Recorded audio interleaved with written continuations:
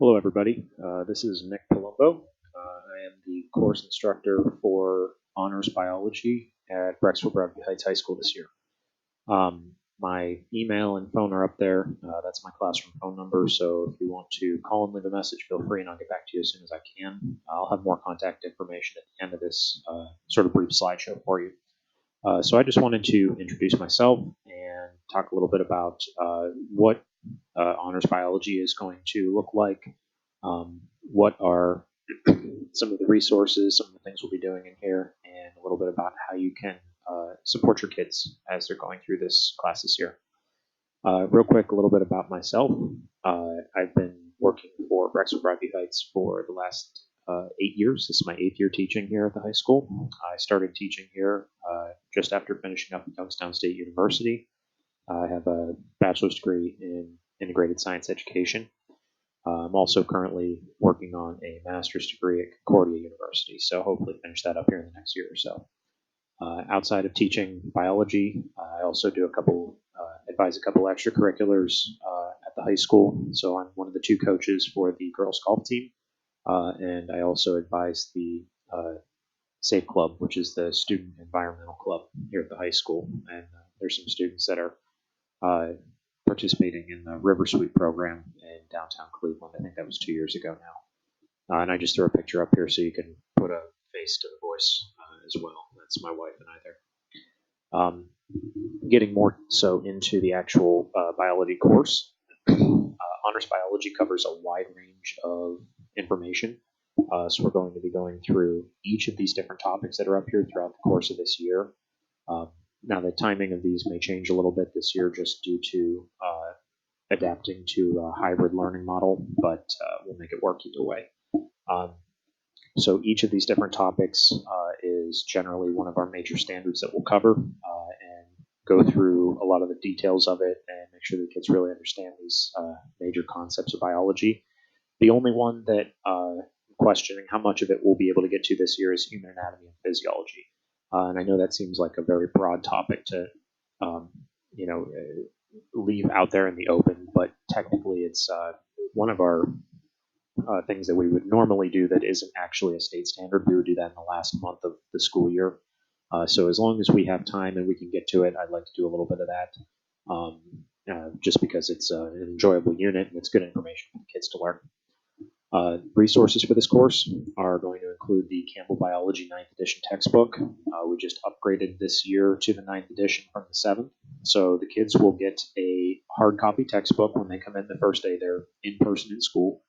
They'll also have access to online and e-text. So they'll have a virtual copy of the textbook as well. And this website, masteringbiology.com, also offers some questions that I'll be using as practice questions, formatives, maybe even some summative quizzes and things like that in there as well. All the course information I will post up through Google Classroom, so that's homework, assignments, labs, whatever it is that we might be doing. I'll put everything on Google Classroom so that it's easy for the kids to access, and I'm sure everybody's getting pretty familiar with it at this point. And as far as grading, you'll see grades posted up through Progress Book at least weekly. So make sure you check that. And one of the ways that you can sort of support your kids at home is to make sure that they're keeping up with everything and just not missing out on a bunch of assignments or anything like that. Now, aside from there being a textbook and sort of lecture component to this class, there's also a significant lab component. And we try to do as many hands-on experiences as possible. This year presents its own challenges, so some of our things may be converting to virtual labs, but I believe that one of the strongest attributes of this class is the hands-on component. So I'm going to be doing as much as I can to make sure that we can perform most of our usual labs, because I think the kids get a lot out of it.